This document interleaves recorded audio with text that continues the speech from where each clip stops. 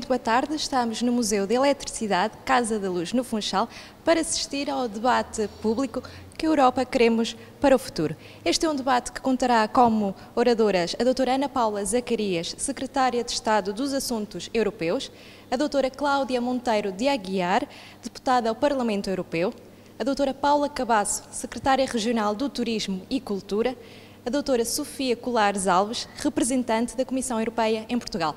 São 4 mulheres, 4 caras da Europa, aqui no Funchal, para debater a atualidade europeia. Irão debater os temas mais importantes e que maior preocupação os cidadãos têm e responder às questões da audiência. Aqui, aproveito para fazer um apelo a quem nos está a ver em direto através do canal Na Minha Terra, para participar, para colocar as vossas questões, as vossas dúvidas, as vossas opiniões, através da nossa página do Facebook, Na Minha Terra TV, e também através da página do Facebook da representação da Comissão Europeia em Portugal. Este é um debate organizado pela Comissão Europeia e pelo Centro de Informação Europe Direct da Madeira e que conta ainda com a parceria do Governo português. Tem também a parceria do Governo Regional da Madeira e do Parlamento Europeu. É um debate aberto ao público em geral e que será moderado pelo jornalista Paulo Jardim. Nós agora vamos falar com o Marco Teles, do Centro de Informação Europe Direct Madeira. Muito boa tarde. Este é um debate que se insere no quadro Iniciativa Encontros Diálogos com os Cidadãos, que é o terceiro que decorre no Funchal. É verdade, esta é a terceira edição. Nós tivemos em 2016 a comissária Corina Cretu, em setembro. Depois tivemos no ano seguinte, em abril, a chefe da representação da Comissão Europeia, que é novamente convidada para esta edição. E agora voltamos a ter, pelo terceiro ano consecutivo, um encontro, diálogo com os cidadãos aqui no Funchal, tendo como pano de fundo, como tema central, a questão que Europa queremos para o futuro. Portanto, acreditamos que é uma pergunta bastante pertinente, numa altura em que estamos praticamente a 6 meses das eleições europeias, não é? E, portanto, são grandes as expectativas em relação à participação e às questões que podem surgir neste debate. Regra geral, quais são as questões que a maior parte dos cidadãos poderá levantar, que mais desperta curiosidade e até preocupação, digamos assim?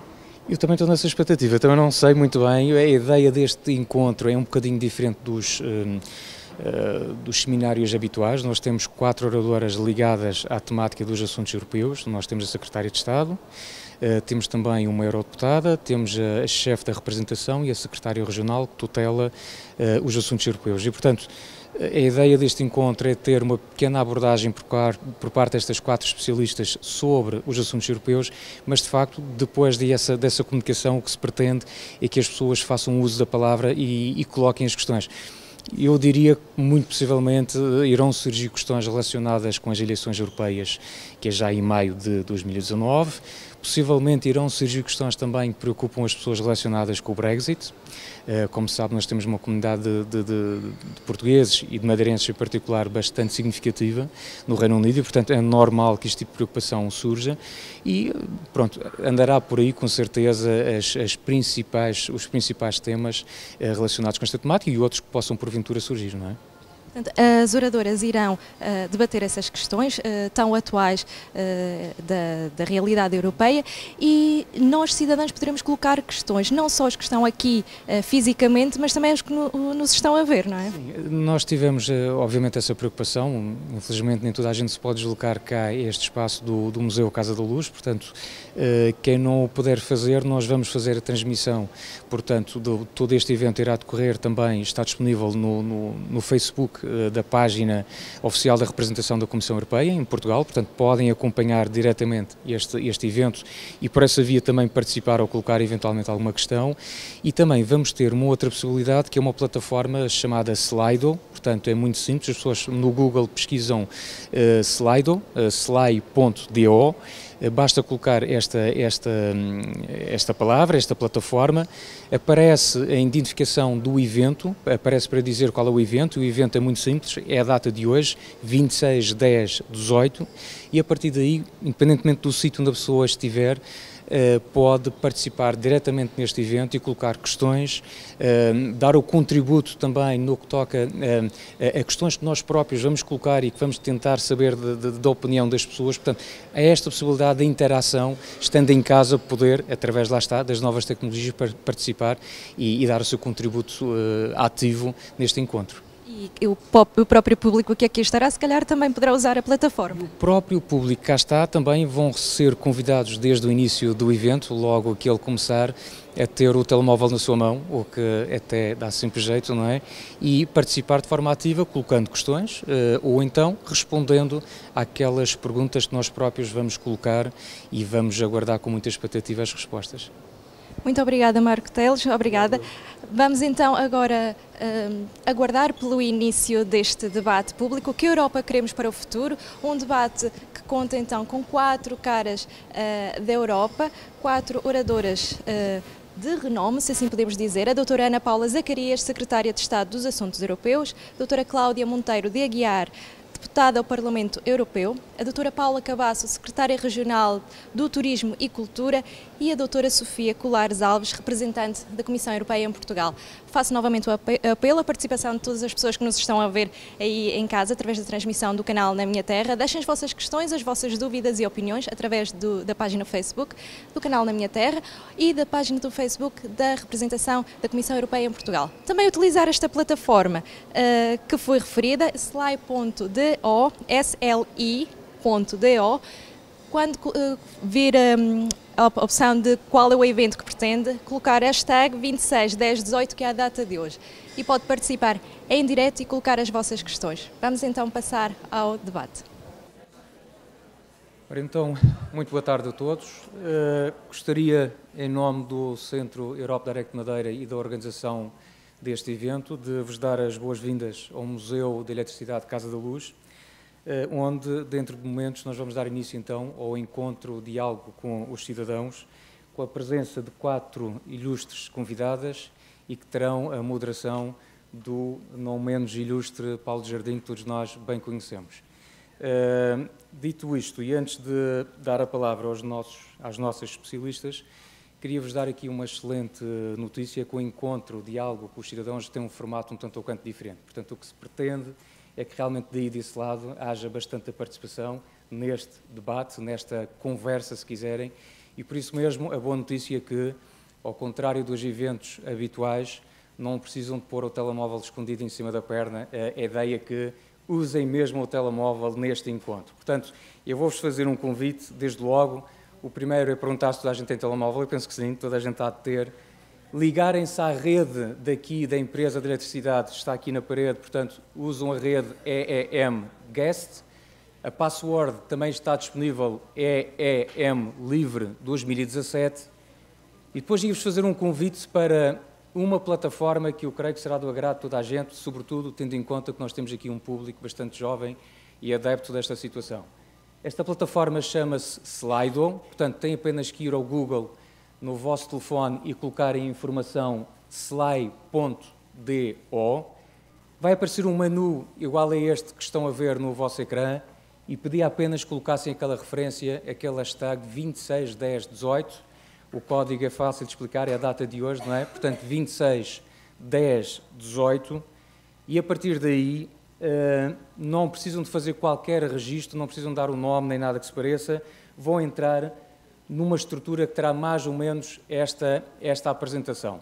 A partir daí, estando dentro do Slido, de forma anónima ou de forma identificada, e se assim o quiserem, podem naturalmente registar-se, podem colocar questões que serão depois dirigidas às nossas oradoras, às nossas convidadas, e também nós temos aqui uma outra situação, que são questões que vamos lançar à plateia e que se pede que façam a votação através desta plataforma. Portanto, eu creio que a primeira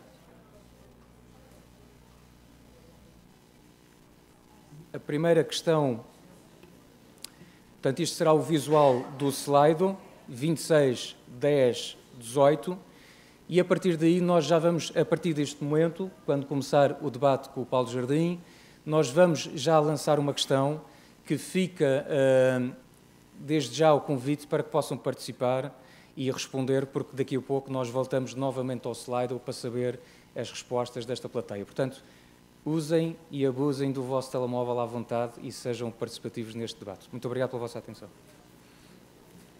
Em primeiro lugar, eu queria agradecer-vos por terem vindo cá. Eu sei que não é fácil, principalmente os que foram obrigados. Eu sei que não é fácil, mas acreditem que não vai ser tão maçador como vocês acham que vai ser. E as pessoas que me convidaram, sabendo como eu sou, de certeza que iam saber que eu ia quebrar o protocolo de alguma maneira. E, portanto, primeiro apresentava-vos as nossas ilustres convidadas. Eu sou um privilegiado, se calhar o maior desta tarde. Estou aqui com estas belíssimas 4 senhoras.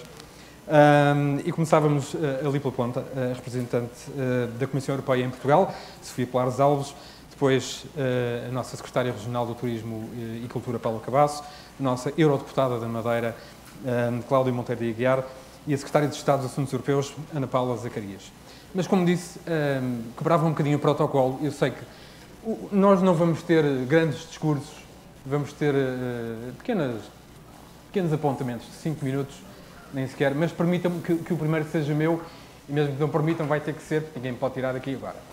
E, portanto, deixem-me só falar-vos do primeiro contacto que eu tive com o conceito de Europa e com o conceito de uma união ou de uma comunidade europeia.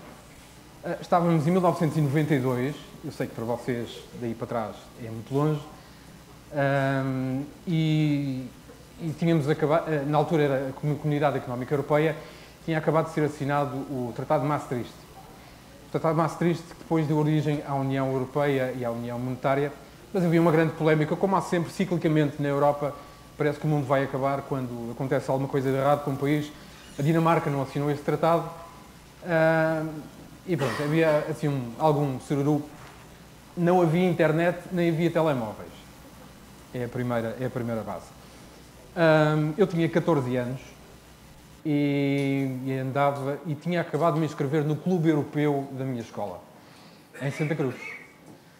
E, portanto, o Clube Europeu era uma espécie de sociedade secreta com 4 ou 5 pessoas.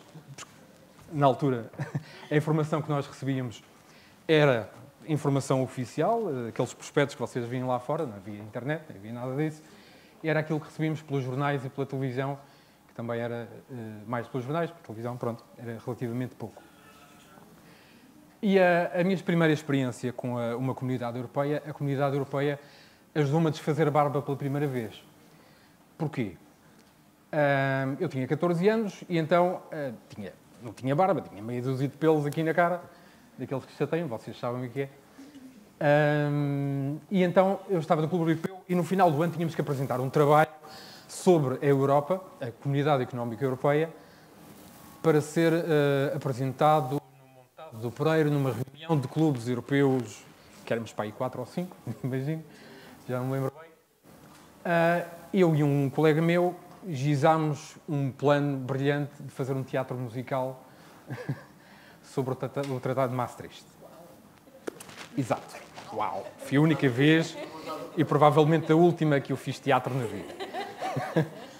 Mas pronto, o teatro era basicamente 2 alentejanos que estavam na Madeira, era um teatro musical, 2 alentejanos que estavam na Madeira a falar sobre o Tratado de Maastricht. Foi assim um bocado, eu sei. E então, eu inventei uma desculpa ao meu pai, alentejano que se preze, ou alentejana, tem bigode. Tinha na altura, agora já não. E eu disse ao meu pai, vou ter que usar um bigode postiço, tenho que desfazer aqui a barba, senão isto arranca-me à bruta aos pelos todos que eu tenho na cara. E o meu pai ajudou-me a fazer a barba pela primeira vez. E por isso eu estou muito agradecido à Europa, porque aos 14 anos permitiu-me fazer a barba, que vocês sabem, se calhar não têm 14, tem um bocadinho mais, mas que para um miúdo de 14 anos, desfazer a barba é o equivalente a matar um dinossauro com as mãos. É o rei lá da escola. Mas não só por isso, porque estava no Clube Europeu, acabei por aprender muito, o possível, naquela altura, com a informação que tínhamos, sobre a Comunidade Europeia, que estava a tornar-se numa União Europeia, numa União Monetária, e acabou por ser uma ótima experiência para mim, e que eu trouxe ao longo dos anos, isto já foi há 26 anos, até aos dias de hoje, continua a ser um tema que me interessa muito. Pronto, agora como já contei esta história, Se calhar, porque vamos ter esta interação de que nos falou o Marco, e penso que até já podem começar a escrever as vossas perguntas à vontade, daqui a bocadinho vamos a elas, mas vamos permitir que as nossas convidadas nos falem um bocadinho também sobre esta Europa e sobre o futuro da Europa, porque afinal, ao fim e ao cabo, e não pensem que a Europa acaba porque vai sair o Reino Unido ou porque vai acontecer alguma coisa noutro país qualquer. A Europa é mais do que um país, são muitos países e, portanto, a Europa é suficientemente forte, quanto fortes são os países que a constituem. E, portanto, se calhar começávamos por estas comunicações e pela representante da Comissão Europeia em Portugal. Ok? Está aqui. Tem. Muito boa tarde e muito obrigado por terem vindo e partilhar este momento connosco. É sempre um prazer regressar à Madeira. Eu gostaria de... Vamos ter aqui 1 hora e temos aqui...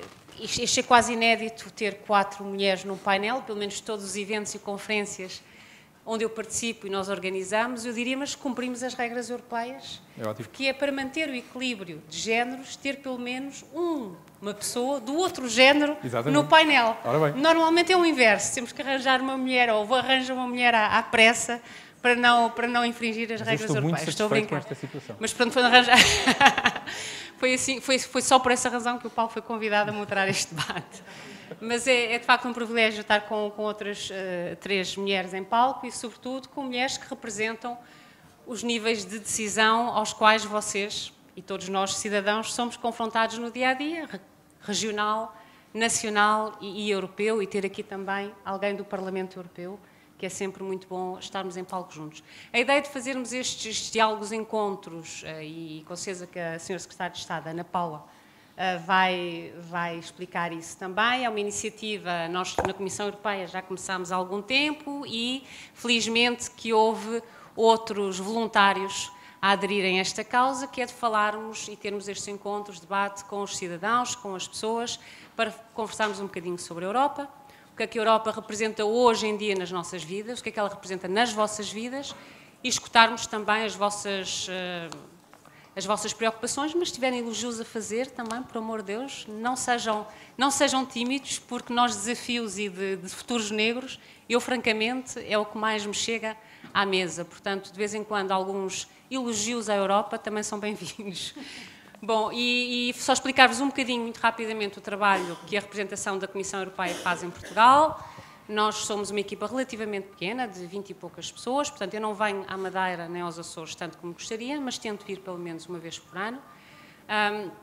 E fazemos, sobretudo, o que nós tentamos é explicar a Europa e as iniciativas da União Europeia, da Comissão Europeia, às pessoas e aos cidadãos, entre outras coisas. Portanto, este evento faz parte desse esforço de comunicação.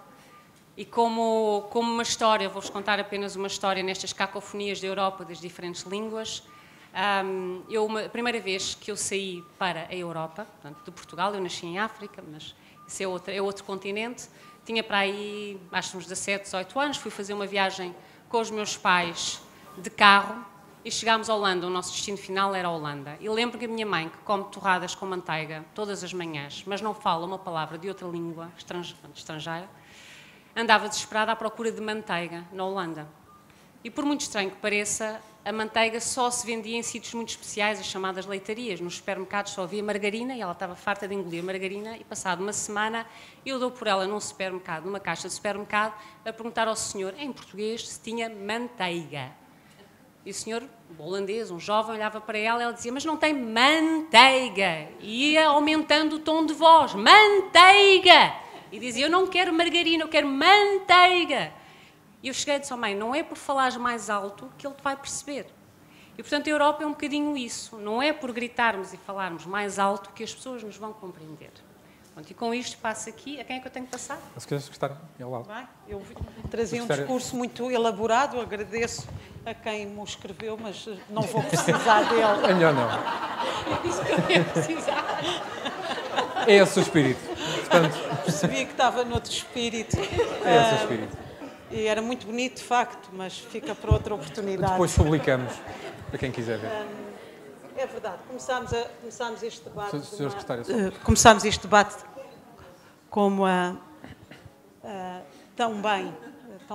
tão descontraídos, porque de facto é a melhor maneira, às vezes, de começarmos a falar de assuntos sérios. E de facto, às vezes pensamos o que é o projeto europeu. E eu olho para esta plateia, que são, na sua grande maioria, jovens, e de facto vocês já tiveram a sorte de nascer, a maior parte de vocês já nasceu integrado na União Europeia, portanto, já nasceu com uma noção de que o espaço que vos rodeia vai muito para além do nosso espaço territorial físico, de Portugal, das ilhas e de Portugal continental. E de facto, pensem bem neste território. Estamos a falar num território onde se vive em paz há muitas décadas. Poucos se podem orgulhar disto. Estamos a falar de um território onde se praticam valores que são essenciais, a democracia, a liberdade, um território que é muito diversificado, a sua maior característica é a diversidade, mas que ao mesmo tempo respeita as diferenças. E mais ainda, estamos a falar de um território que não só respeita as diferenças, como ao mesmo tempo é inclusivo, acolhe aqueles que mais precisam e aqueles que estão mais desfavorecidos. Isto parecem valores, parecem palavras fáceis de dizer, mas são valores dificílimos de serem conquistados. E, de facto, a Europa tem esta multiculturalidade, esta diversidade, esta riqueza, mas, ao mesmo tempo, com todos estes atributos. E, de facto, isto deve-nos fazer pensar, porque isto temos que, todos os dias, é fundamental lutarmos e defendermos estes valores. E, para isso, mais do que as políticas regionais, nacionais, europeias, é a nossa cidadania, é o nosso dia-a-dia. Portanto, é muito importante pensarem sobre este desafio que é a Europa hoje. Claro que temos este lado bom, elogioso da Europa, mas temos também novos desafios. A Europa está hoje debaixo de uma grande pressão, enfrenta novas dificuldades. Basta pensarmos na saída de um membro tão importante como o Reino Unido, portanto, um contribuinte líquido do orçamento da União Europeia, mas também a questão do combate ao terrorismo, que eram questões que não falávamos no centro da Europa há alguns anos, o combate ao terrorismo, a questão das fronteiras, a defesa interna e externa, portanto, são novos desafios, o crescimento dos movimentos eurocéticos, daqueles que questionam a Europa. E por isso mesmo, mais do que nunca, debates como este são fundamentais e não posso deixar de agradecer à Sra. Secretária de Estado a iniciativa de promover em conjunto com a representação da Comissão Europeia Lisboa este debate muito oportuno, sobretudo quando estamos a meia dúzia de meses de votarmos para a União Europeia. Portanto, e acima de tudo, esta oportunidade não é só pelo facto de termos eleições, não é só pelo facto de estarmos com estes novos desafios, mas é porque, de facto, a vossa voz, a vossa participação é fundamental. É fundamental mobilizar-vos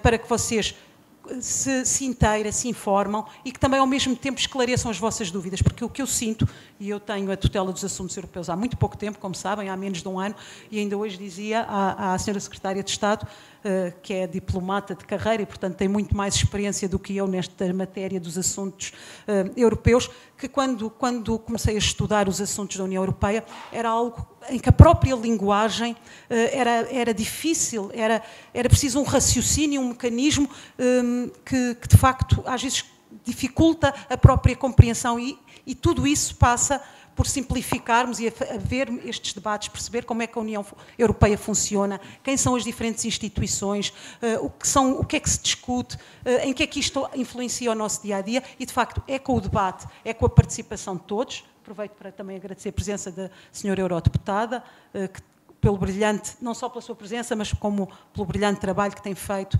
na defesa dos interesses da Madeira e de Portugal. É quem vai passar o microfone já de seguida. E por isso agradecer todo este debate, porque é com a vossa participação, sabendo mais, estando mais informados, que todos nós podemos continuar a participar neste debate de construção da União Europeia. Cláudia Monteiro da Guiara, a nossa eurodeputada, uma das nossas eurodeputadas. 5 minutos a contar. Já vi que o moderador está... Já está. Muito bem. Cumprimentar todos, cumprimentar aqui as ilustres colegas de painel e, obviamente, dizer que é um gosto estar aqui a debater assuntos que nos interessam tanto e que interessam, sobretudo, àquela faixa lá atrás, que são os nossos jovens e que têm de começar desde já a pensar e a agir sobre os assuntos que são o futuro. Não fiz a barba, ou não desfiz a barba há uns 14 ou 15 anos atrás. Ainda bem. Graças a Deus.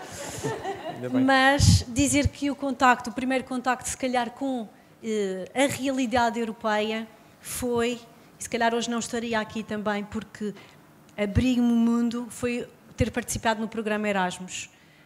Com 17 ou 18 anos, quando entrei para a faculdade, tentei ter mais conhecimento daquilo que era este projeto europeu. E, de facto, o programa Erasmus é um programa fantástico para os jovens, porque permite abrir horizontes, conhecer novas realidades, conhecer outras sociedades, a forma como pensam e a forma como devemos interagir uns com os outros. Porque falamos sempre de uma Europa, da diversidade europeia, e o programa Erasmus permite isso mesmo, conhecer a diversidade e ganhar novas competências. Obviamente, esta geração, este público, não terá de gritar bem alto manteiga, porque já sabem dizer em inglês butter, e obviamente que têm outros desafios pela frente. E esta Europa é de facto uma Europa que tem cenários negros, desafios constantes que temos que pensar e agir, encontrar soluções, mas é também uma Europa de oportunidades. E as oportunidades para os jovens são imensas. Mas aquilo que foi aqui mencionado também, em termos de solidariedade, leva-me a um outro ponto, que é, lembremos-nos de como é que foi fundada a União, o espírito da União, a solidariedade, a construção de paz. E esse projeto mantém-se, pelo menos nos últimos 70 anos, mantém-se. E é isso que nós queremos continuar para o futuro. E é por isso que os jovens têm um papel fulcral em entender o outro, em continuarmos a ser solidários, entender esta questão da migração, o que é que está a acontecer nos outros países e porque é que temos pessoas a chegar ao continente europeu, o que é que podemos fazer, mas também pensarmos um outro grande desafio para os jovens. Desculpem-me estar orientado muito para os jovens, mas com uma plateia também, peço desculpa aqui à primeira e à segunda fila, mas também são muito jovens. É isso. Não é uma ofensa. É uma questão de não, perspectiva. mas estou a olhar lá para trás e queria muito... Pelo menos estes últimos 4 anos tenho estado em contacto com as escolas e é preciso fazê-los entender o que é este projeto europeu e qual é a importância de termos uma voz também a defender os nossos interesses nas instituições europeias. Mas dar um pulo para o futuro e falar dos desafios como a inteligência artificial, os desafios da digitalização que estão a mudar a nossa sociedade, a forma como interagimos, a forma como também temos de repensar a educação. Para estes jovens, 50 minutos numa sala de aulas é uma chatice já, porque hoje em dia, com as tecnologias, a informação é rápida, é dispersa e precisamos também ter gestores de informação. Porque precisamos ensinar a gerir a informação, a quantidade de informação que chega a cada um de nós. Serve também aos jornalistas. Por falar em gestão de informação? Serve também aos jornalistas porque podemos eventualmente falar das fake news, do populismo que tem surgido um pouco por toda a Europa, dos novos partidos ou dos novos movimentos que têm surgido e porquê que têm surgido, e esse é também um desafio que temos de discutir. Peço desculpa, tinha muito mais para dizer, mas voltamos à segunda parte. Obrigadíssimo. Obrigado. Senhora Secretária de Estado dos Assuntos Europeus, Ana Paula Zacarias. Muito obrigada, Paulo. Muito obrigada a todos por estarem aqui. É um prazer estar aqui com as minhas colegas de painel. E eu pegaria no que a Cláudia acaba de dizer. Estamos aqui na Casa da Luz. Esta é a Casa da Luz. Nós precisamos, neste momento, de luz. Precisamos de pensar com clareza, com claridade, o que é que queremos para o futuro. E porque realmente aparecem no horizonte algumas nuvens. O Paulo falava há bocadinho, e achei muito interessante, que a Europa foi-se fazendo um bocadinho aos rambotões, ou seja, crise, depois vem outra crise. Há sempre uma crise. Há sempre uma crise. Mas também há sempre soluções. Claro. Até agora, olha, eu tenho a idade da Europa. Não estou assim tão acabada quanto isso, pois não. Nem a Europa. Então, nem a Europa. Mas os desafios que temos pela frente são muitos. Estamos, talvez agora, já passámos coisas muito difíceis ao longo destes 60 anos. A senhora Europa já passou por muita coisa, mas neste momento está numa encruzilhada importante, porque um filho saiu de casa. E quando um filho sai de casa, assim, inopinadamente, nós começamos a perguntar-nos o que é que aconteceu aqui? Porquê é que este filho quer sair? É só porque quer ser livre e independente? Se for só isso, enfim, tudo bem. Mas se há alguns problemas dentro da nossa própria casa, este é o momento de pensá-los. E, efetivamente, a encruzilhada em que nos encontramos passa por muitas coisas complicadas. Passa, como disse a Cláudia, como disseram as minhas antecessoras e painelistas, por ver um problema complicado que foi a crise económica e financeira que todos sentimos na pele. E que ainda, embora já tenhamos conseguido ultrapassar em grande medida, continua a deixar cicatrizes e deixou, em muitos casos, a sensação de que a desigualdade está aí, na rua. Por outro lado, assistimos coisas terríveis na televisão. Graças a Deus que foi na televisão, que não as vivemos nós. Ataques terroristas, gente com facas na mão, aos gritos, que ataca inopinadamente na rua. As pessoas têm medo. O medo cria fechamento. O medo faz com que a gente não tenha vontade de olhar para o outro, olhos nos olhos. Depois, em 2015, de repente, milhões de pessoas começaram a chegar às costas da União Europeia, tentando entrar na busca desesperada de novas condições para a sua vida. Refugiados, migrantes que nós vimos atravessar a Europa em hordes enormes e que, se aos primeiros 50 conseguimos manifestar toda a solidariedade, aos 150, aos 1.500, ao 1.500.000, fez-se. Será que nós conseguimos integrar todos? E como vamos fazê-lo? E todos de uma vez, não é? E todos de uma vez. Então, todos estes problemas combinados com o terrível momento em que o filho diz: pronto, agora quero-me ir embora. E porquê? I want my control back. Quero a minha vida, quero controlar a minha vida, não quero estar nesse grupo. Quero ser amigo do grupo, mas não quero estar lá dentro. Então, este é o momento em que nós temos que questionar que Europa queremos, como queremos. Queremos mais Europa? Mais regras? Mais coisas conjuntas? Queremos uma Europa mais solidária? Ou queremos uma Europa em que só se fala do mercado, por exemplo, e das questões económicas? O que é que queremos para a Europa?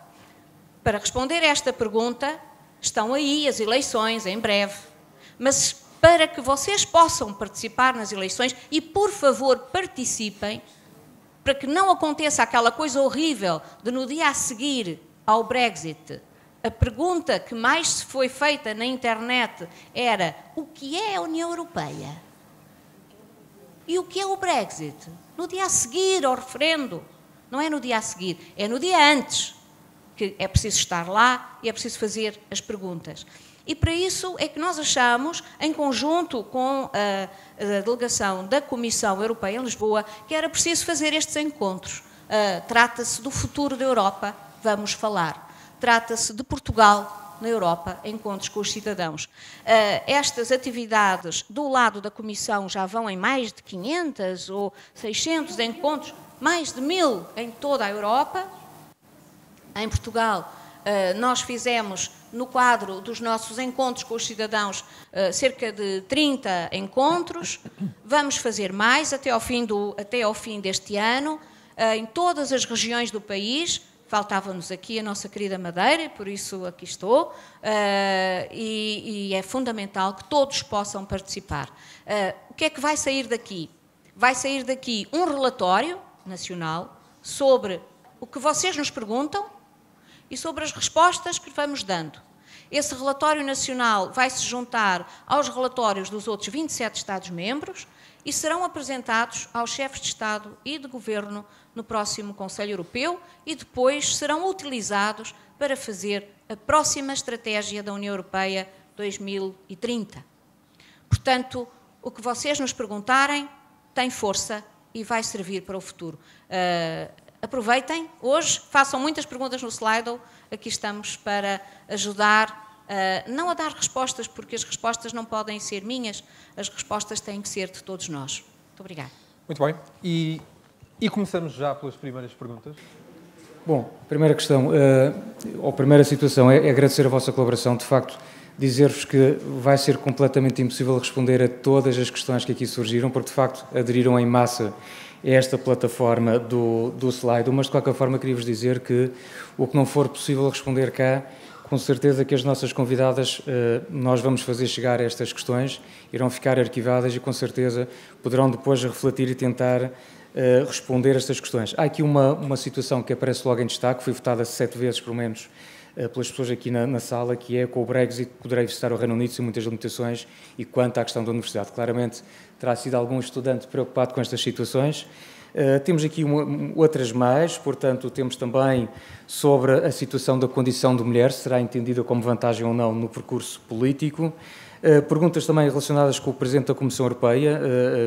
Portanto, há aqui um conjunto de questões que mostram realmente que existem uma série de preocupações sobre esta situação e, à cabeça, surge uma outra questão importante, que é do Erasmus. Qual a importância do programa Erasmus Plus no futuro da Europa? Em relação à questão que foi lançada para votação, já vamos mostrar aqui o resultado. Eu vou pedir ali à nossa técnica do slide que carrega o resultado.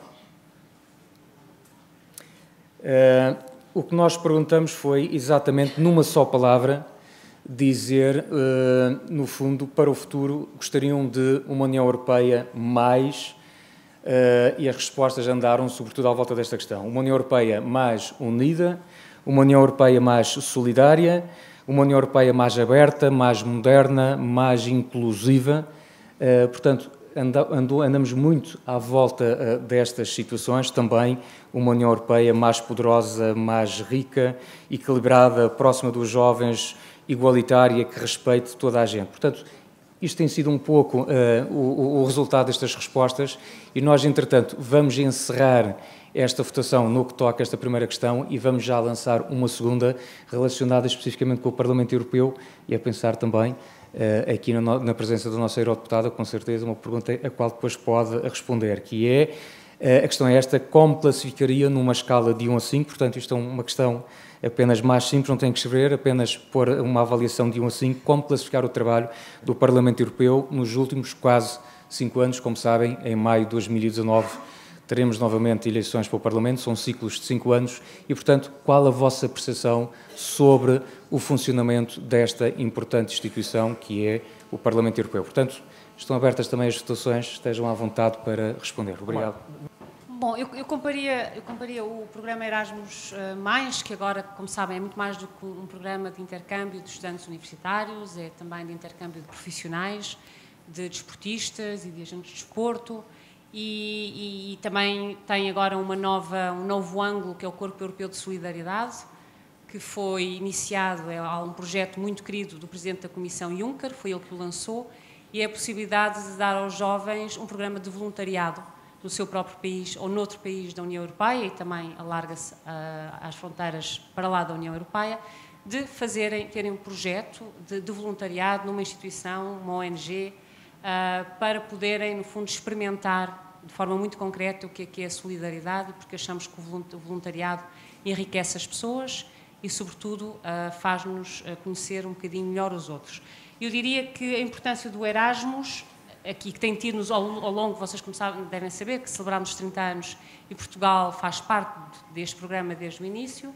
Claro que agora com muito mais estudantes, quer em Portugal, quer fora, mas eu diria que a grande importância do Erasmus é permitir que nós nos conheçamos uns aos outros, porque nós só podemos ter solidariedade, e o facto da União Europeia agora, sobretudo, ser tão extensa de leste a oeste, o que é que nós temos em comum com o lituano, ou com o húngaro, ou com o polaco? Eu falo porque são as fronteiras mais distantes de Portugal e, eventualmente, os povos com quem tivemos menos contacto e temos menos comunidades históricas ao longo da história da Europa.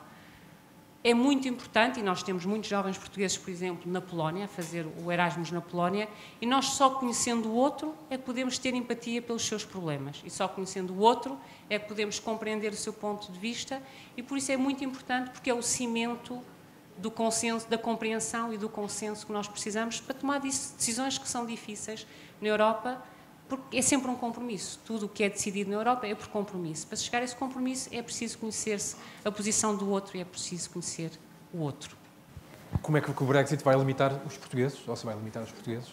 Bem, o Brexit é uma situação bastante complicada, bastante complexa.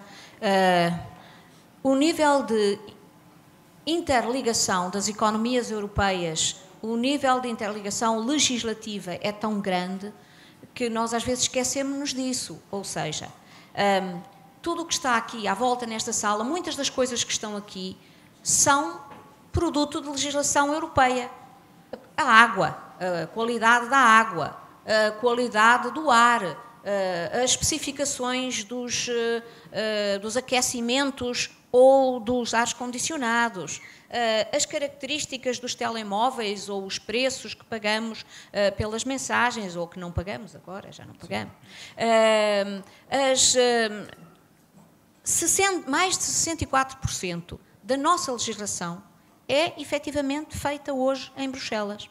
Isto dá conta de, quando falamos da saída do Reino Unido, estamos a falar em cortar um braço. É uma parte de nós que vai embora. Um tentáculo, vá. Um tentáculo, chamemos-lhe, pronto, porque seriam 27 braços. Isso significa que todo o procedimento de saída do Brexit é muito complicado, é muito complexo. Onde é que nós estamos neste momento? Isto é um divórcio e, portanto, o que nós dissemos àqueles territórios. Então ficou decidido que uma das garantias é não haver fronteira física entre as duas Irlandas. É disso que estamos a tratar. É estes elementos que constituem o acordo de saída, o acordo de divórcio. Este acordo está praticamente concluído. Só falta a questão das Irlandas, que é muito difícil. Porque imaginem aqui na ilha, quer dizer, que havia aqui uma divisão a certa altura e que uma parte da ilha queria se separar, não a ilha inteira, mas uma parte da ilha queria separar de Portugal, imagina. Como é que isto ficava? Nós diríamos, está bem, vamos fazer aqui uma fronteira. Aonde? Onde é que pomos a fronteira? Há de se lembrar que há uns anos falou-se muito disso. Não uma parte da ilha, mas da ilha toda. Da ilha toda. Mas é que se fosse a ilha toda, mas neste caso ainda é mais difícil, porque é só metade da ilha. Claro. Então, esse é o ponto que está a ser tratado, esse é o ponto que ainda não se conseguiu resolver e que tem que se resolver até dezembro. Pegado a este acordo, vamos ter uma declaração política que ditará o que vai ser a nossa relação futura. Vontade de querer mudar. E, portanto, são desafios que temos de ultrapassar. Não são impedimentos, nem devem ser impedimentos, mas que senti algumas dificuldades, senti. E é por isso que julgo importante também, cada vez mais, nas listas que se façam nos vários Estados-membros, a cota de jovens a participar nas listas deve ser considerada. Eu compreendo perfeitamente e valorizo imenso a experiência de quem passa por vários cargos e que tem uma experiência que se transforma no Parlamento Europeu em ação política, em transformação da legislação. Mas é preciso dar voz aos mais jovens, porque muitos destes desafios que falamos da União Europeia passam também pela juventude e ouvir os anseios da juventude.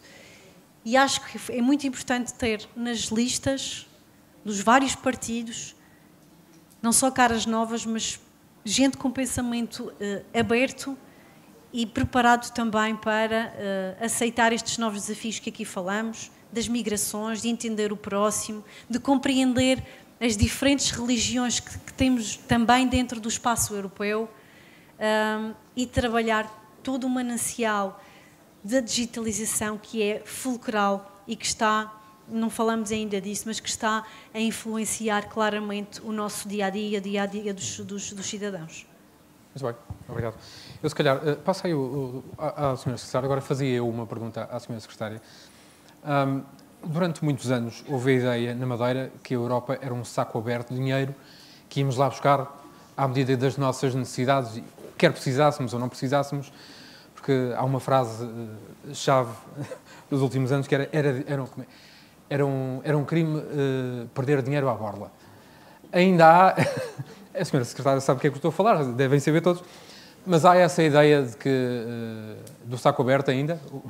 Bem, estamos numa Europa com muito mais filhos, como dizia a Sra. Secretária de Estado, portanto, com mais bocas para alimentar, e estamos com uma Europa com mais desafios. Portanto, o bolso, o volume orçamental é o mesmo. Neste momento, a contribuição para o próximo quadro financeiro plurianual, cada Estado-membro contribui com, no fundo, é 1,1% do seu rendimento nacional bruto, portanto, há uma contribuição proporcional, mas, como eu dizia, são mais países. Temos um que sai, que é um grande contribuinte líquido, portanto, reduz este bolo, e, por outro lado, há novos desafios. Portanto, os desafios relacionados com a segurança, com as migrações, com a defesa, a própria aposta que a União Europeia faz neste futuro quadro, nos programas da educação e da juventude e da cultura, aproveito também para dizer, portanto, fazem com que o dinheiro seja muito mais mitigado neste futuro quadro.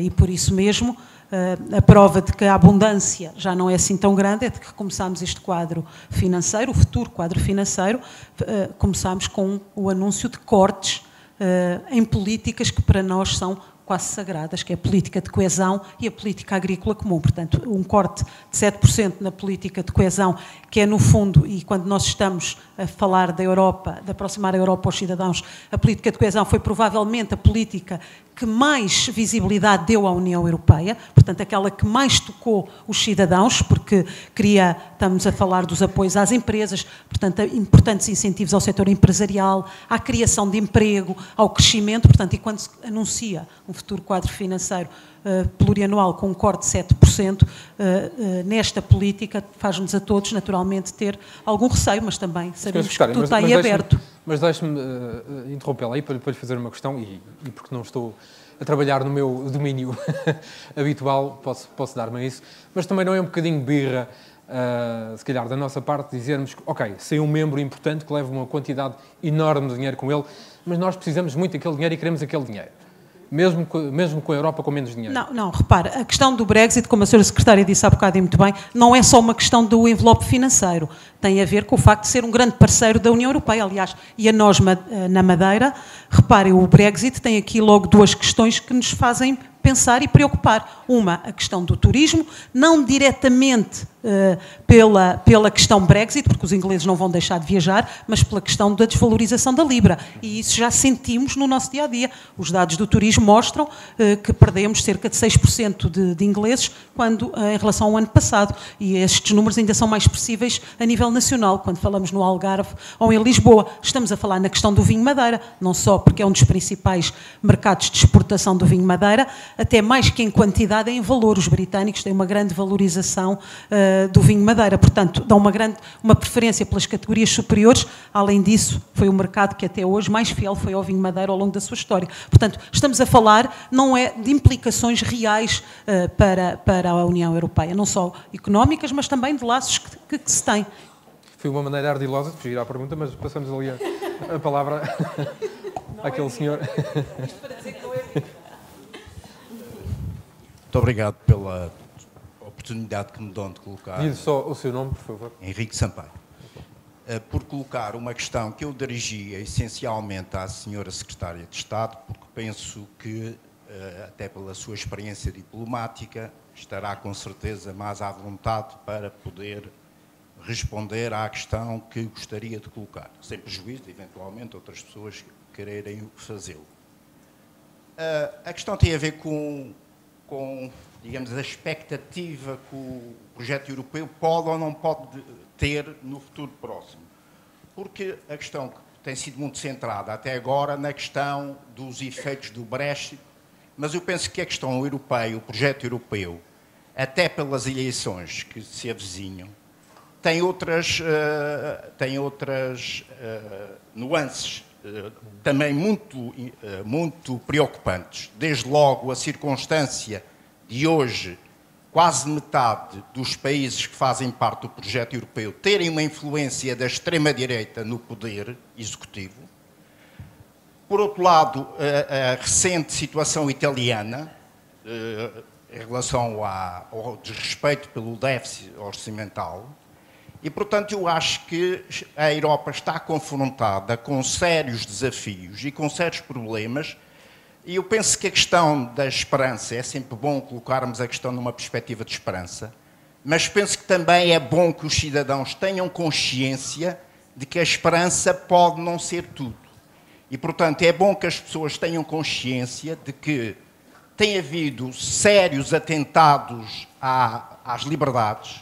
Há países que estão na União Europeia que estão apenas interessados em receber o envelope financeiro. Refiro-me, por exemplo, à Polónia e à Hungria, que desrespeitam diariamente até a separação de poderes. E há, por outro lado, tem havido morte de jornalistas que têm, ou que estavam a investigar projetos de financiamento comunitário e que foram assassinados.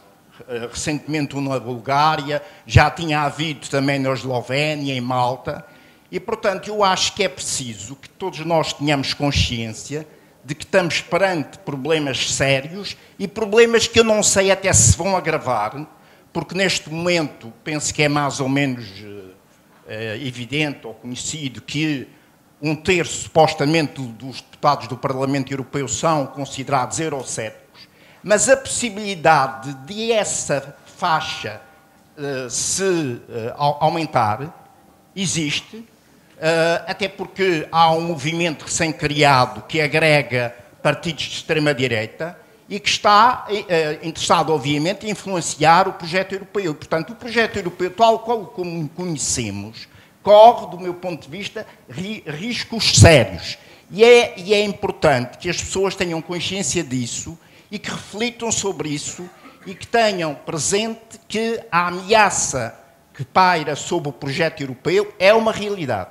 E, portanto, era sobretudo sobre toda esta temática que eu gostaria de ouvir a opinião da senhora Secretária de Estado, porque penso que até, como já disse anteriormente, pela sua experiência diplomática e também pela pasta que ocupa no governo português, estará com certeza mais habilitada a poder fazer alguma reflexão em torno da questão que eu acabei de colocar. Muito obrigado pela atenção. Obrigado, é uma ótima questão. Peço, Sr. Secretário. Vamos tentar não falar 2 horas sobre isso. Pois, essa é a questão. Eu estou inteiramente de acordo com o que o senhor acabou de dizer.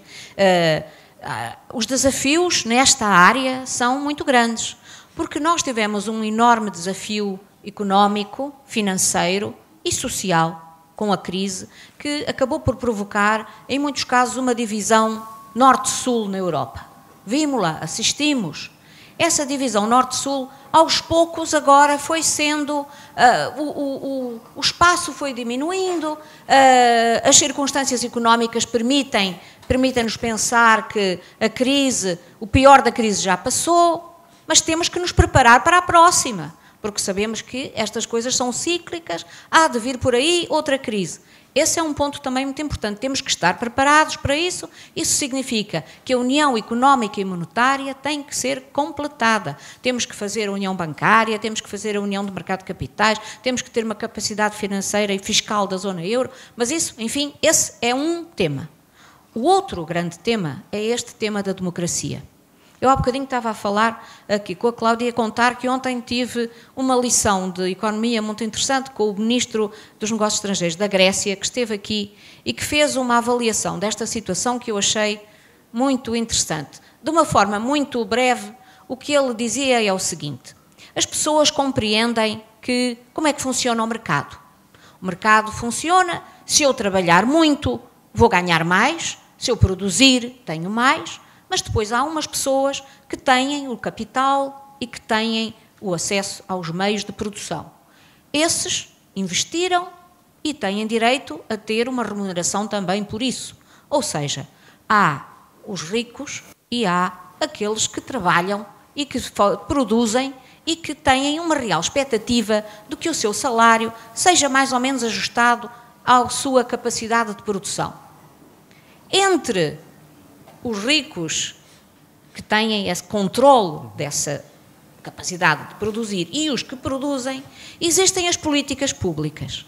As políticas públicas servem para quê? De alguma maneira, para reduzir essa diferença.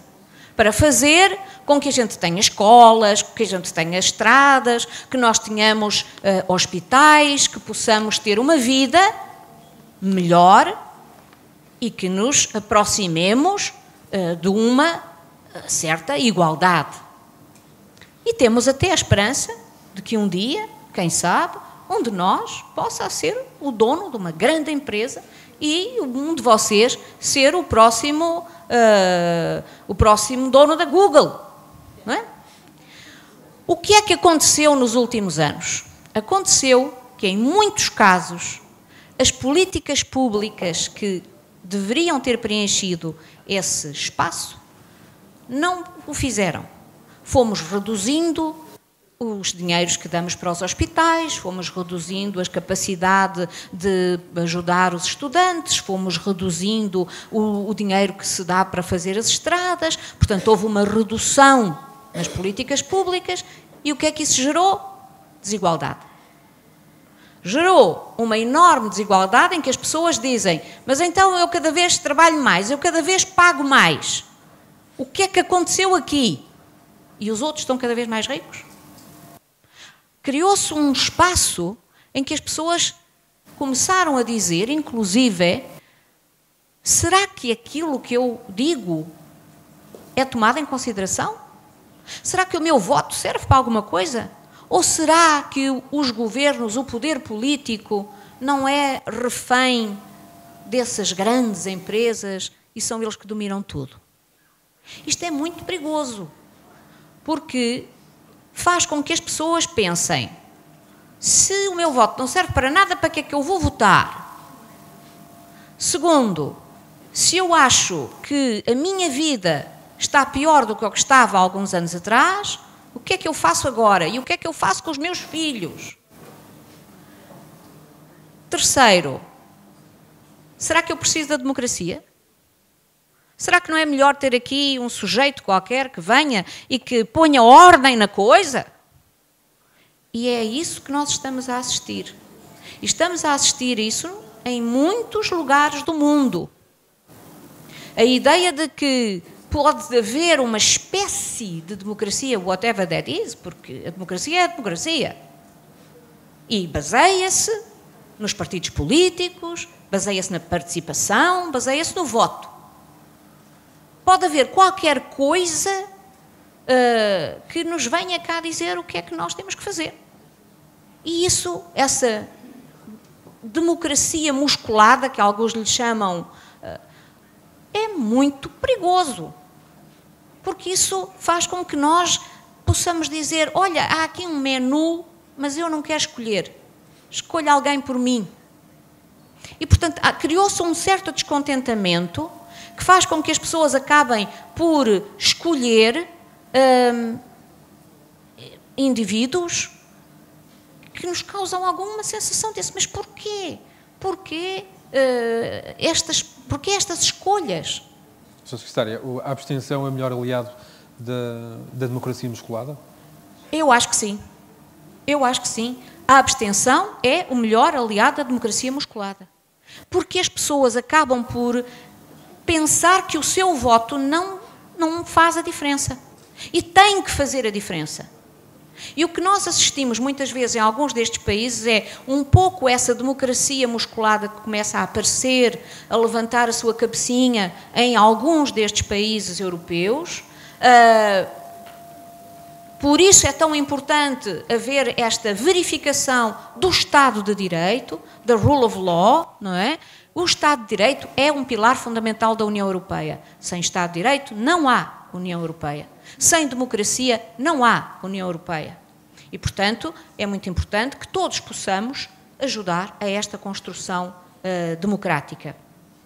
E isto é importante agora para as eleições do Parlamento Europeu, porque sim, vão aparecer. Essa é a beleza e a fragilidade da democracia. É que aparecem partidos políticos antidemocráticos ou grupos antidemocráticos dos quais a gente pode votar. É a contradição em términos da própria democracia, mas isso é fundamental.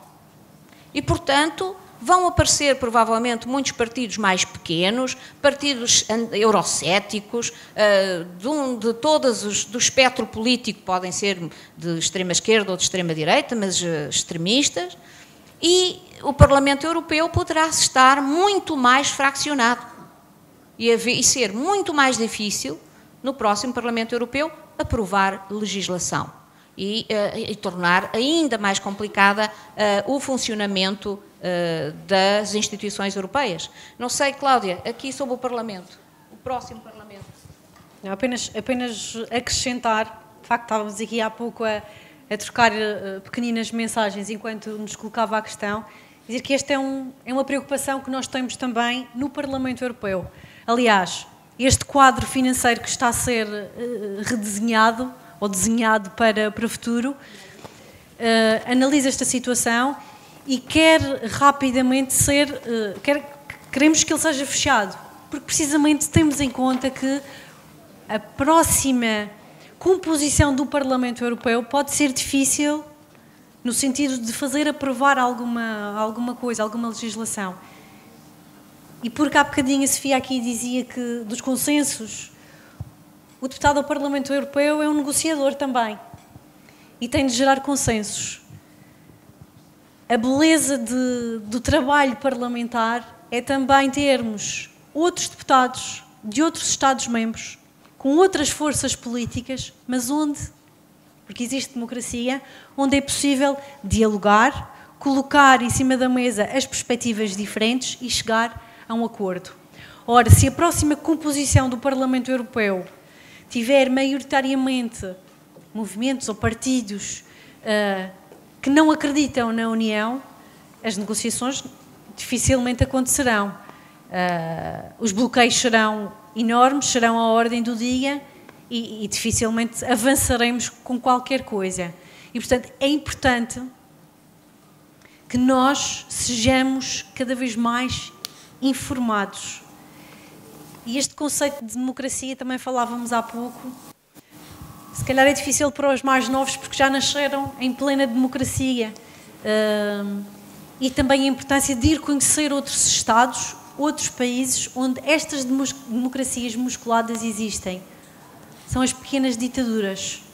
E que nós não queiramos, para a nossa Europa, que estes regimes ganhem força e que sejam algo comum na União Europeia. Temos que inverter tudo isto.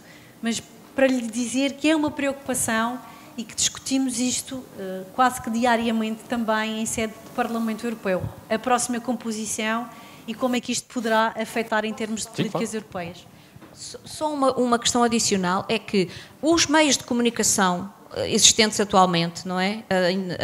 O Facebook, o Instagram, os meios, as redes sociais, também ajudam muito a potenciar esta questão, porque como é que a gente explica estes problemas difíceis em 130 palavras? É muito fácil ficar só com uma palavra, com duas ou três, um mote, uma coisa só. E é muito fácil utilizar palavras sem explicar depois. E esse simplismo na explicação a gente vê através do Twitter, por exemplo, não é? Há quem governe por Twitter. E isso é muito complicado porque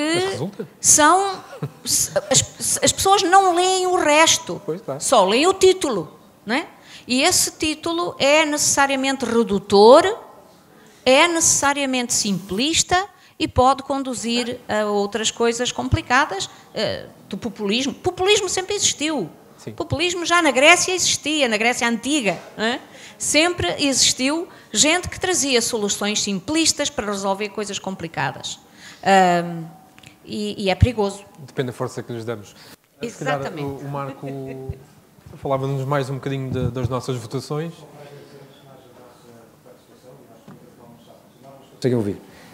Agora sim, nós tivemos já cerca de 25 questões, a nossa especialista acho que reuniu aí 25 questões da plataforma, portanto uma grande participação vossa, e este é o resultado da questão que nós colocamos, 56 participações do vosso lado, portanto uma grande participação.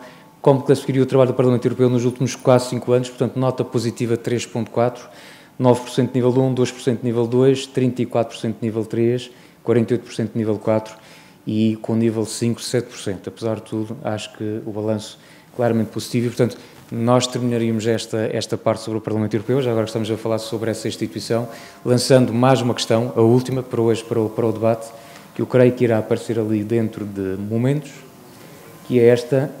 É uma espécie de sondagem, não à boca das urnas, mas uma sondagem a 6 meses das eleições europeias. Se consideram ou não participar nas eleições em maio de 2019. Já agora, vamos tentar saber o resultado já daqui a pouco, Paulo. Muito bem. Isto pode-se votar várias vezes a mesma pessoa ou só uma? Ok.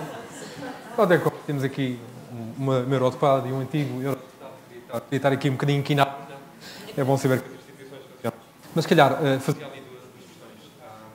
Bom, começando então pela última questão, e é uma questão ainda à qual eu não sei vos dar resposta, aliás, foi uma das questões que foi conversada com o Governo Regional na nossa reunião de hoje de manhã, em que o Governo Regional, e penso que o Governo da República, estão a sensibilizar não só a Comissão Europeia, o Parlamento Europeu, as outras instituições europeias, pelo facto de ter esta situação um bocadinho inédita no quadro, não é inédita para nós portugueses, porque tivemos situações semelhantes no passado, mas inédita no quadro europeu, de que temos, de facto, um fluxo de migrantes que não são, que são nacionais, que são portugueses e que não são países, não são, portanto, cidadãos de um Estado terceiro, de um país terceiro. E isto não está acolhido na legislação existente e nas ferramentas financeiras, nos fundos que são disponibilizados às entidades públicas, aos governos regionais, para fazerem face, nomeadamente, para poderem integrar e ter as dotações financeiras e o apoio financeiro que necessitam para integrar essas populações. Portanto, nós estamos em contacto para ver como é que podemos alterar isto, nomeadamente para o próximo quadro financeiro, que os fundos que vão ser, portanto, os fundos comunitários, a fatia do bolo do orçamento comunitário, que vai ser dedicado a ajudar os governos locais, regionais e nacionais a integrar fluxos de migrantes, também seja adaptado a fluxos de migrantes de nacionais, mas que estão em condições completamente iguais a outros migrantes que nos chegam de outros países terceiros. A diferença é que têm passaporte português. Portanto, eu não estou no cerne destas negociações, mas acho que o bom senso impera e acaba sempre por imperar. Pelo menos eu sou otimista o suficiente para pensar e acho que vamos encontrar, obviamente, uma solução, porque é uma solução portanto, é uma questão que é muito importante de resolver nos tempos mais próximos. Não é? O que é que Portugal oferece? O que é que Portugal pode fazer para não ficar para trás? Eu acho que Portugal pode fazer aquilo que está a fazer, é trabalhar. Eu acho que é muito importante trabalharmos. Eu vou falar agora mais em termos de sociedade e de economia. Acho que é muito importante, acho que tem-se feito um esforço muito importante de consolidação orçamental, de redução da dívida pública, aquelas coisas que vocês ouvem no telejornal, e eu acho que há de náusea, não é? Porque quando eu cá cheguei, pelo menos, e mesmo nos últimos 2 anos, aquilo que eu testemunho é que se fala muito de questões económico-financeiras, mas elas são importantes. E, portanto, na senda daquilo que se tem passado a nível da União Europeia, portanto, temos uma situação económica em termos de redução da taxa de desemprego, apesar do desemprego jovem ainda ser bastante importante em Portugal, tem que continuar a trabalhar na área das competências, da educação e da qualificação. Acho que é uma área que nós em Portugal ainda temos um déficit de competências. E agora que temos uma situação de crescimento económico, aquilo que eu mais ouço, e estive há pouco tempo no Porto, com a Associação de Empresários de Portugal, em que eles explicavam que tem imensa falta de mão de obra qualificada. Portanto, nós temos ainda um gap, não é? Temos que o ultrapassar em matéria de competências, em matéria de formação profissional e de educação, nomeadamente de qualificações digitais, como dizia a Cláudia há pouco.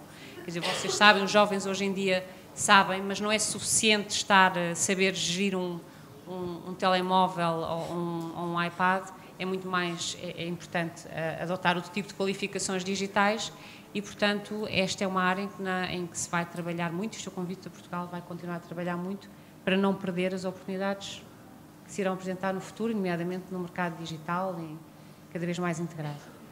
Deixem-me só agora fazer mais uma provocação aqui à nossa secretária. Já agora posso só complementar a questão da Venezuela, já agora esta questão porque nos toca muito diretamente. O que é que o Governo Regional tem feito junto das instâncias comunitárias? Portanto, a nível, o que temos pedido no fundo é que sempre que se equacionem apoios específicos para os migrantes, aliás, há um reforço financeiro desta área, precisamente por esta problemática, o que nós temos pedido no fundo é alterar o conceito de migrante. O migrante não é só aquele que vem de país terceiro, que no fundo sai do seu país de origem, que é um país terceiro e entra na Europa, por motivos de razões humanitárias, mas no fundo que estes que regressam, mas que têm passaporte europeu, mas no fundo também fogem por razões humanitárias, possam beneficiar destes mesmos apoios. Portanto, não faz sentido que o conceito de migrante só contemple a ajuda humanitária a quem vem de países terceiros. Também estes, que apesar de terem passaporte português, muitos deles nem sequer conhecem a região onde se integram, seja Portugal continental, seja a Madeira, nem sequer falam a língua, mas que no fundo possam beneficiar dos mesmos apoios que os migrantes vindos de países terceiros tenham, apoios a nível da aprendizagem da língua, à educação, à juventude, à habitação, etc. Tá bem? Isto era só para complementar. Agora, a minha provocação, a secretária sabe que eu gosto de si, portanto, é por causa disso. Alguém que provavelmente 80%, 90% das obras que se fazem em Portugal neste momento são cofinanciadas, serão cofinanciadas. Porquê é que não se convida a Comissão Europeia para as inaugurações? Olha, uma boa pergunta, é uma bela questão, também não tinha pensado nela, mas no fundo somos todos europeus, todos nós representamos a Europa também, não é? Mas é de facto o grande cofinanciador de grandes projetos que temos feito. Mas não é só nas obras, é nos programas de apoio dos Erasmus e também não convidamos a Europa para ir com os jovens em Erasmus, não é? Não sei se a senhora secretária de Estado quer responder também, eventualmente, já que são as únicas duas governantes. Não, eu tinha aqui várias coisas que gostaria de dizer. Também em relação à Venezuela, o governo português tem estado muito atento a esta questão, tentando que haja, a nível europeu, também a nível político, um diálogo com as autoridades venezuelanas para que esta situação se resolva da melhor maneira possível. Portanto, há um diálogo a nível político para evitar que haja, quer dizer, para tomar em conta os interesses da comunidade portuguesa na Venezuela, que é fundamental para nós. E se me permite, em relação àquela pergunta anterior sobre Portugal e o que é que podemos fazer para não ficar para trás, eu acho que Portugal não está atrás. Portugal não está atrás. Portugal não é nem um país atrasado, nem um país pequenino. E neste momento, então, em que nós conseguimos, mantendo as regras e cumprindo as regras financeiras da União Europeia, conseguimos crescer, conseguimos diminuir a nossa taxa de desemprego, conseguimos efetivamente melhorar o nível de igualdade entre as pessoas através de um conjunto de políticas públicas dirigidas aos cidadãos, finalmente, depois de tantos anos de sofrimento e da austeridade, Portugal é visto como um país muito interessante, como um país capaz de fazer pontes. Muitas vezes me dizem assim... Muros. E não muros. Porque me dizem muitas vezes, Portugal é um país mediterrâneo, que está ali com a Espanha, com a Itália, com a França. Está em boa companhia, somos um país mediterrâneo. Mas somos um país atlântico. Nós somos um país atlântico e a Madeira, melhor que ninguém sabe disso. E ao ser um país atlântico, nós também temos alianças, tínhamos com o Reino Unido, obviamente, e continuaremos a ter, mas também temos com a Irlanda, com os nórdicos, com os bálticos. Nós somos capazes de fazer isso. Por outro lado, um país com quem temos uma relação económica muitíssimo importante dentro da Europa é a Polónia. E com eles continuamos a conversar. Muitas vezes vêm países dos Balcãs falar connosco, pedir-nos, venham ver-nos, venham lá explicar como é que Portugal conseguiu chegar onde está. Porque nós, alguns países dos Balcãs, o Montenegro, por exemplo, quer entrar em breve na União Europeia e pede-nos como é que vocês fizeram. Portanto, nós às vezes temos esta sensação de que as coisas não estão tão bem, mas é sempre bom. Eu acho que o Rossio, a Praça do Rossio, ou aqui, a Praça Central aqui do Funchal, é muito mais bonita e muito mais interessante quando a gente está lá fora. Nós vamos lá fora e dizemos, ai, que bonito que era o Rossio, e eu nem tinha dado conta. Ou que grande que é a Serra da Estrela, ou que fantástica que é a Ilha da Madeira.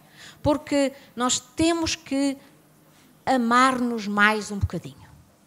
Nós precisamos de gostar de nós próprios, precisamos de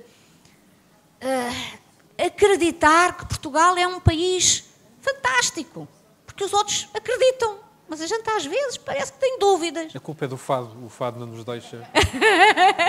Mas há muita coisa que eu acho que a gente pode fazer e estes jovens que estão aqui têm essa enorme responsabilidade de levar o país para a frente e de levá-lo com essa ar de vela aberta por cima do oceano e vela aberta na Europa, caminhando por aí, porque nós somos capazes de aprender que se diz butter, aprender que se diz beurre, aprender que se diz manteiga e sabemos fazê-lo de uma maneira muito, muito nossa.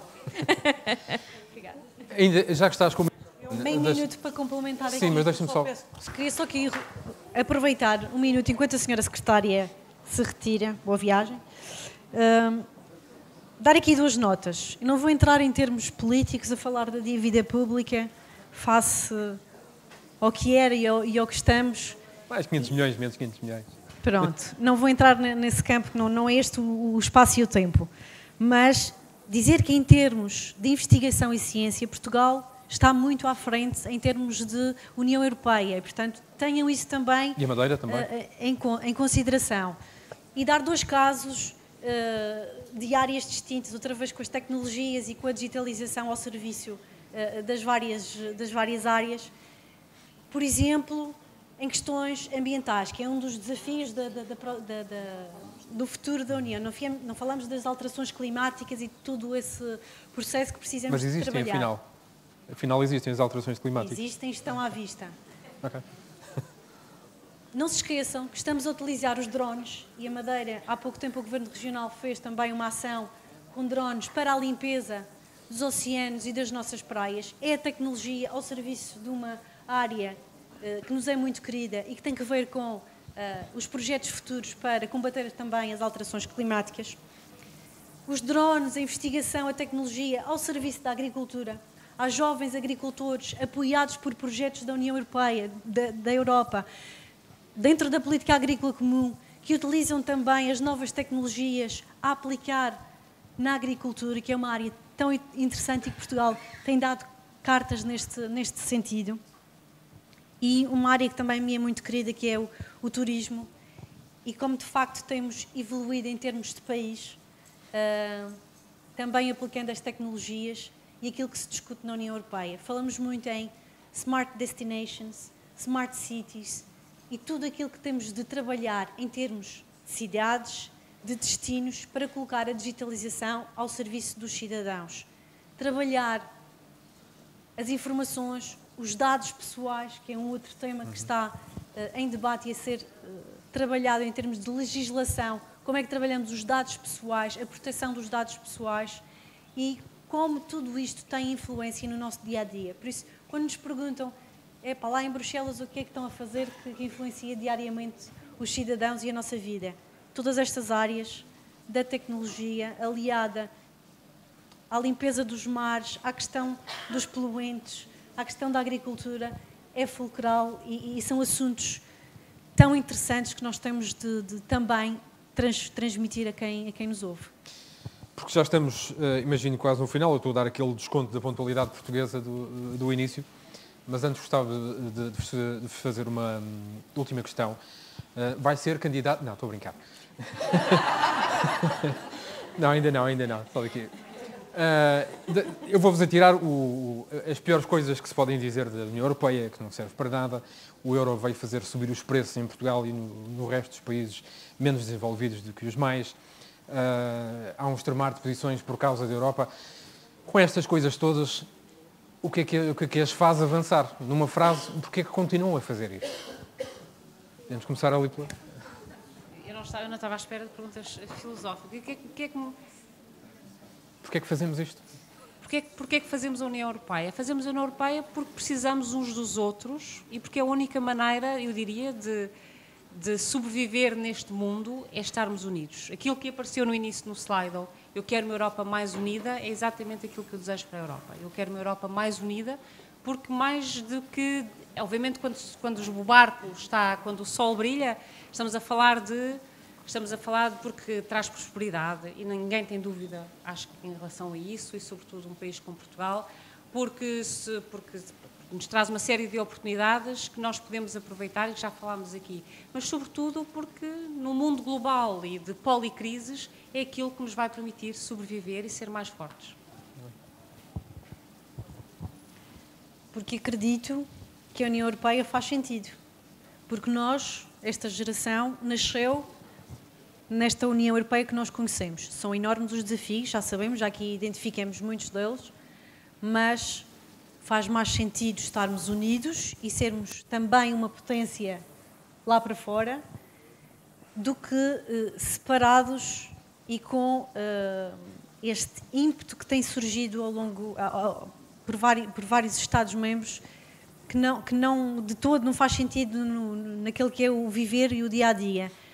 A democracia, o respeito pelos direitos humanos e vivermos num clima de paz. Isso é fundamental e porque acredito que todos nós temos um papel na sociedade. É o de querer transformá-la e de construir e de deixar um país, uma união melhor para aqueles que nos seguirão. Obrigado. Se nós não estivermos na União Europeia, em que galáxia é que vamos estar? Porque mesmo o maior país da União, sozinho, é pequeno. No fundo, o Reino Unido está neste processo de separação e pode fazê-lo de alguma maneira, porque é a 7ª economia mundial. Nós estamos muito melhor dentro da União Europeia do que fora dela. E, portanto, eu acredito nessa União Europeia que nos mostra aqui o Slido. Como disse a Sofia também e como disse a Cláudia, uma União Europeia unida na diversidade, unida no respeito pelos outros, unida na solidariedade, unida na capacidade de diminuir as desigualdades sociais e as desigualdades entre os países, criando convergência, criando coesão entre as diferentes regiões, aproximando uns dos outros, porque unidos somos mais ricos, somos mais prósperos, todos. E, portanto, é por isso que eu continuo a trabalhar em prol da União Europeia enquanto membro do governo de Portugal, porque acho que isso é importante para o nosso país, é importante para a minha geração, que ainda tem muito claro na cabeça o que era antes do 25 de Abril, o que era a guerra colonial, porque sabemos o que é ter, no meu caso, pais que tiveram que obrigatoriamente pegarem armas para combater, porque o meu pai era militar e era obrigatório. Imaginem o que seria para vocês, agora, terem que pegar em armas para ir combater em algum lugar na Europa. O que seria para vocês não poder passar, andar, atravessar a Europa, ir passear, conhecer outras pessoas, não ter essa capacidade. O que seria para vocês não ter acesso à informação, não poder votar, não poder expressar livremente, como expressaram aqui no slide, a vossa opinião. Portanto, é por tudo isso, é pelo passado e pela ideia de futuro que eu quero para os meus filhos, que acredito na União Europeia e que continuarei a trabalhar por Portugal e por Portugal na União Europeia. Muito obrigado. Antes de irmos embora, se calhar víamos o resultado aqui da votação. Por ser muito diferente daquele que nós restamos em 2014. Como sabem, em 2014, Portugal foi um dos Estados-membros em que houve uma menor taxa de participação. Nós tivemos apenas 30 e pouco % de participação nas eleições europeias. Também aqui na região foi exatamente a mesma situação. E fazendo fé na sondagem aqui nesta sala, com uma grande participação, 68 pessoas votaram nesta sondagem, nós temos quase 70% das pessoas que participaram nesta sondagem a dizer que efetivamente pretendem participar, votar nas eleições europeias em 2019. 14% já tem uma opinião contrária, é dizer que não vai participar nas eleições, 10% possivelmente irão participar e ainda há aqui 7% de indecisos, o que significa que temos pela frente todos um trabalho ainda grande para fazer, não é? No sentido de tentar convencer as pessoas a participar neste importante ato eleitoral. E alguns já se convenceu, não sei se ficou o discurso agora, mas menos mal.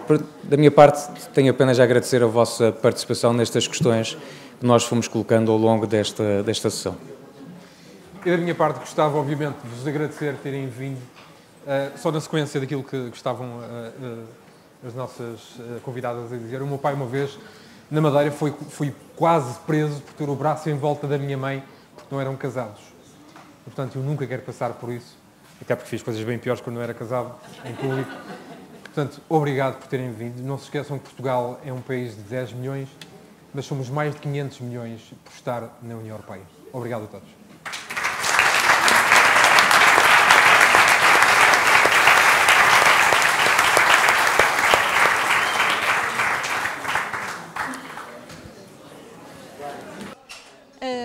E estou então com a doutora Sofia Colares Alves, representante da Comissão Europeia em Portugal. Doutora, um balanço desta iniciativa, deste debate que assistimos hoje no Funchal.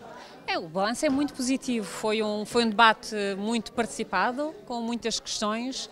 Foi um debate interessante pelo facto de termos também da parte dos oradores o Governo Regional, o Governo da República, o Parlamento e a Comissão presentes, portanto, perspectivas ligeiramente diferentes, todas elas muito pró-europeias, portanto, foi um debate bastante positivo.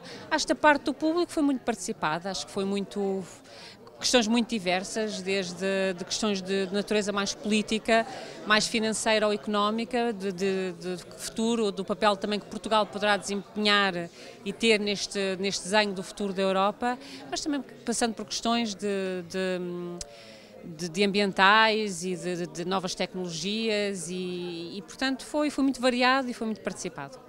E acabou por demonstrar no fim, com a última questão, que a maior parte das pessoas pretende votar então nas próximas eleições. Pois, foi bastante entusiasmante, não é? Porque nós viemos aqui, um dos objetivos deste debate, além de escutar as pessoas para perceber que perspectiva é que têm da União Europeia, que futuro é que querem para esta União Europeia, também é sensibilizar as pessoas para votarem nas eleições europeias. E, portanto, ter quase 70%, não é? A amostra na sala foi muito positiva e quem me dera que fosse assim na realidade. Esperemos que sim, que as próximas eleições tenham uma grande adesão por parte da população portuguesa. Muito obrigada, doutora Sofia, obrigada pela sua presença. E nós, então, despedimos-nos. Acabamos assim esta transmissão em direto do debate público Que Futuro para a Europa, que Europa queremos para o futuro. Resta-me só dizer o meu muito obrigada a todos aqueles que nos acompanharam e despedimos-nos então aqui desde o Museu da Eletricidade Casa da Luz no Funchal. Até breve.